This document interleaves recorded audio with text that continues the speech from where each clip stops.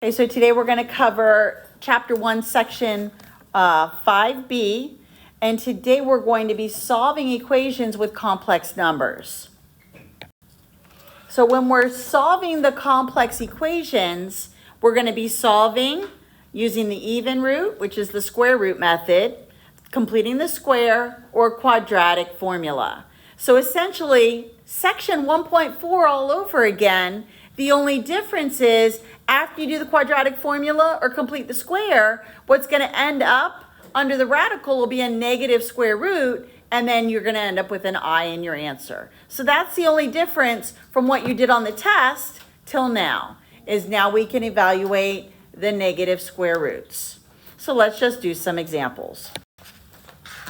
So the first one, the best way to solve this is to use that square root method or the even root method. Do not try to FOIL this. All we do is square root both sides. So I square root the left side and the right side. That makes the x minus 2 come out of the square and the radical. And now I'm left with plus or minus the square root of negative 20.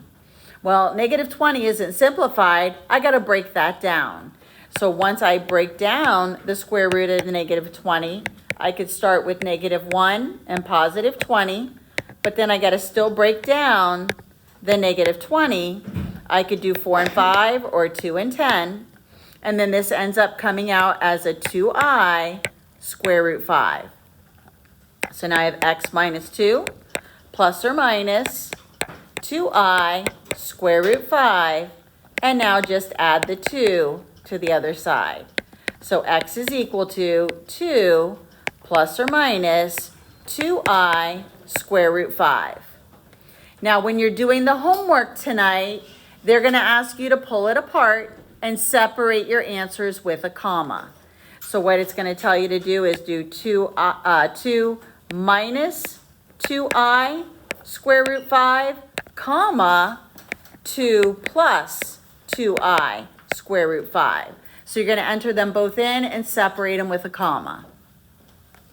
For number 2, same thing, square root method. So I'm going to square root both sides. The 3x minus 1 comes out of the square root and the square. And now I have plus or minus the square root of negative 48. I need to simplify that square root of negative 48 before I start moving the 1 and the 3 over. Now you can either do the negative 1 and the positive 48. If you want to pull the I out right from the beginning, you can do that as well. I need to keep breaking the 48 down. I'm going to do 16 and 3. However, you could have done 2 and 24. You could do the 3 and 16, 6 and 8. There's different ways, 4 and 12. But this way gets me right to my answer the fastest, because the square root of negative 1 is I, the square root of 16 is 4, and then the radical 3 can't be broken down any further. So now I have 3x minus 1 is equal to plus or minus 4i times the square root of 3. I now need to work on getting x by itself. So I'm going to add 1 to both sides. 3x is equal to 1 plus or minus 4 times I, radical 3, and then divide both sides by 3. So 1 plus or minus 4i square root 3 over 3. And again, WebAssign's going to expect you to pull it apart and enter one with the minus sign, comma, and then one with the plus sign. This is what the questions are going to look like in the WebAssign. I do not believe I gave you any problems where you're using the even root method. So all of them are going to be trinomials that you're either going to use quadratic formula or completing the square. And these are on questions 5 through 10. Now, in WebAssign, it tells you use quadratic formula. If you prefer to complete the square, I'm okay with you showing that work in your work to get the answer. So you can choose.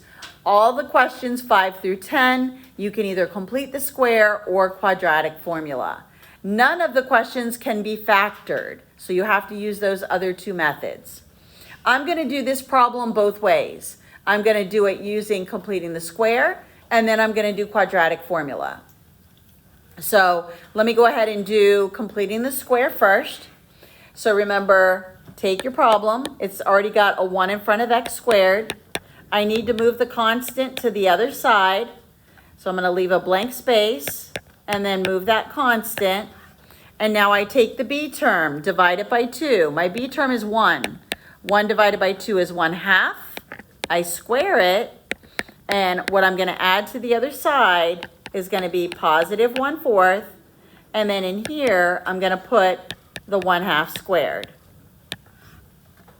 I now need to factor the trinomial, becomes x plus 1/2 squared. I now need to find a common denominator here between my -5 plus 1/4. My common denominator is 4, so I'm going to change the -5 into -20/4. And now when I add that, -20 plus 1, I get -19/4. I now need to square root both sides in order to solve for x. So I'm going to square root this side and this side. Now again, remember, if you want to think of this as the square root of 19 and then the square root of 4 individually, you can do that. So once I do that, I get x plus 1/2 is equal to plus or minus the square root of -19 over the square root of 4, which is 2. Now also what I need to pull out of that 19 is an I. So I get x plus 1/2 equals plus or minus I square root 19 over 2. And now I need to move the 1/2 over. And my final answer is x is equal to -1/2 plus or minus I square root 19 divided by 2. Now, if you want to combine it into one fraction, you can do that, plus or minus I radical 19 over 2. But again, remember, Webassign is going to want to see it as -1 minus I square root 19 over 2, comma, -1 plus I square root 19 over 2. Now, let me show you the exact same problem with using the quadratic formula. So again, questions 5 through 10, you can choose completing the square or quadratic formula. So again, the equation was x squared plus x plus 5. My a value is 1, b is 1, c is 5. So I'm going to plug it in. Opposite of b, plus or minus b squared minus 4 times a times c, all under the radical, divided by 2 times a. And this is going to give me what x equals. -1 plus or minus 1 minus 20 over 2.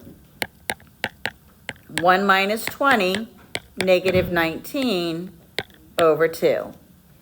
So obviously, quadratic formula was definitely a bit easier here because the numbers weren't that bad. Now, I also have to pull out the negative sign, so I'm not quite done. Take it one more step and bring out the I out of the 19 and then leave the 2. And again, Webassign will expect you to pull it apart. Do not forget to bring out the I with the negative sign. So again, if I want to complete the square here, I'm going to subtract the 10, move the constant to the other side. I get x squared plus 3x blank space equals -10 blank space. Take the b term, that 3 divided by 2, and square it. I get 9 over 4. So I'm going to be adding 9 over 4 in this spot. And then I'm going to add in this spot the plus 3 over 2 squared. So now I'm going to factor that. It turns into x plus 3 over 2 squared. I need to do -10 over 1 plus 9 over 4. Change the -10 common denominator, -40 over 4. which then gives me negative 31 over 4. I now need to square root both sides. And again, you could square root the negative 31 and then the 4 individually. So this gives me x plus 3 over 2 is equal to plus and minus I square root 31 over 2. And now subtract the 3 over 2. And x is equal to negative 3 over 2 plus or minus I square root 31 over 2. You can also combine it into 1. Negative 3 plus or minus I radical 31 over 2. But again, WebAssign will make you pull it apart and separate it with a comma. Let me do the same problem using quadratic formula. Because again, you can choose. Even though WebAssign says quadratic formula, if you like completing the square better, you can do that. So same problem. X is 1, A is 1, B is 3, C is 10. Opposite of B, plus or minus B squared minus 4 times A times C, all under the radical, divided by 2 times A. Negative 3 plus or minus 9 minus 40 over 2. Negative 3 plus or minus square root of negative 31 over 2. And then all you got to do is pull out the I. So negative 3 plus or minus I radical 31 over 2.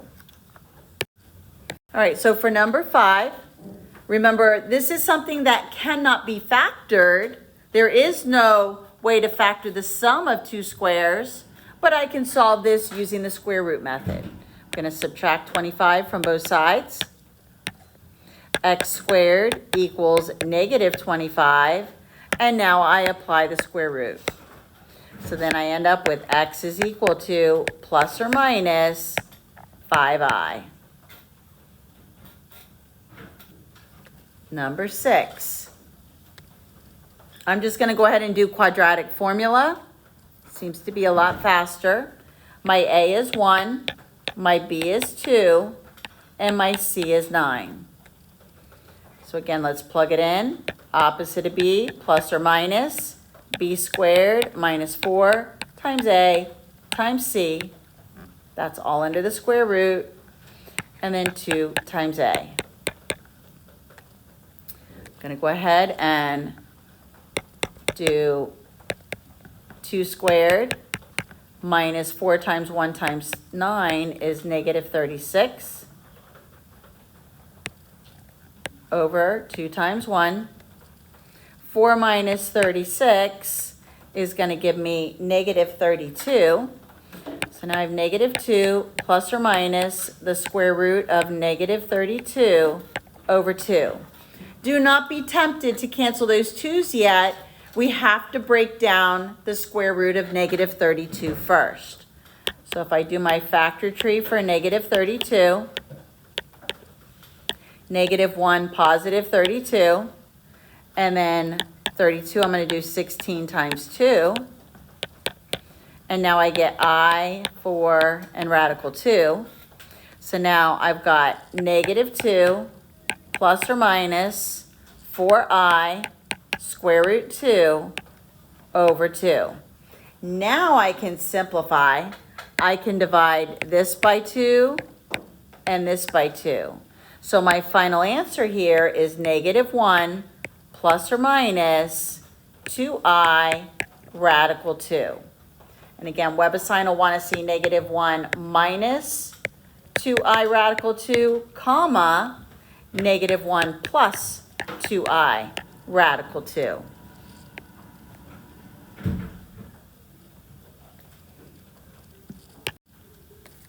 Number 7, I'm going to apply the square root method here. You could do quadratic formula. Your b term would just be 0.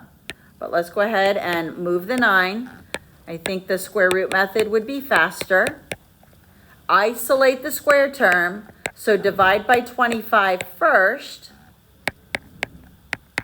And now we can square root both sides. And again, square root this. And if you want to do these individually, you can. So this will give me x is equal to positive and negative 3i over 5. You can also write it as 3/5 and then put the I. Just know that the I can't be underneath the fraction bar. And then the last official one, again, I'm going to use the even root method. I need to divide both sides by 3 first. Don't try to distribute. And then now I have negative 16 over 3. And now I can square root both sides. And again, let's square root them individually. So then it now gives me x minus 1 is equal to plus or minus 4i over the square root of 3. Now remember, you can never leave a radical on the bottom. I need to multiply by its complex conjugate. The complex conjugate of square root of 3 is the square root of 3. And then this now gives me x minus 1 plus or minus 4i square root 3 over 3. I now can move the 1 over. And now I have x is equal to 1 plus or minus 4i square root 3 over 3. Now that 3 is only under the 4i square root 3. So what I need to do here is if I wanted to combine it, I could say, well, this needs a 1 and then times it by 3. And then I could turn it into 3 plus or minus 4i square root 3 over 3. However, I would accept it the way it was with not the common denominator. But again, WebAssign is going to expect you to pull it apart. All right, so let's add a page. Write down this problem. X to the third plus 8 equals 0. We're bringing back our soap pattern. So we're going to factor the cube and then set each of the factors equal to 0. So remember, we cube root the x, cube root the 8. Same sign.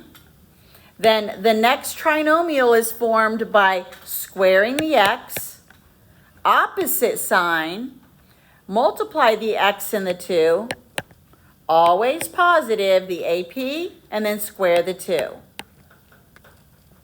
Now, in the past, remember, this trinomial cannot be factored any further.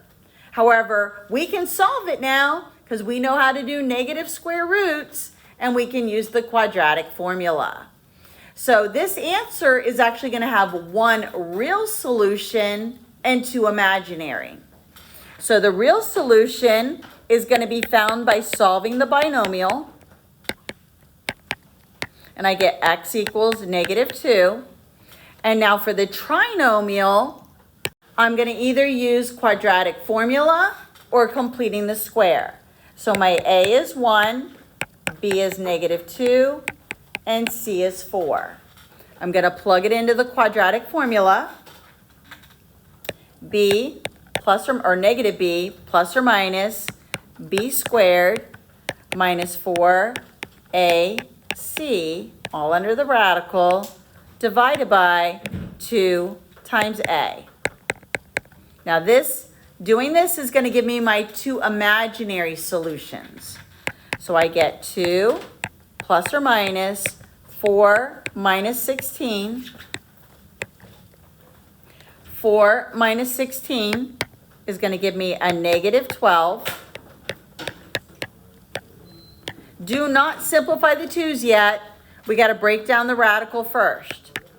So break down negative 12 into negative 1 times 12, and then 4 and 3 for the 12. So this gives me 2i square root 3. So now I have x is equal to 2 plus or minus 2i square root 3 over 2. I can now simplify. These become 1s. So my final imaginary solutions are going to be 1 plus or minus I square root of 3. So my three solutions are x equals -2. Don't forget to bring that one down. X is equal to 1 minus I radical 3. And then x is equal to +1 plus I square root 3. So 3 solutions from this cube, 2 imaginary and 1 real.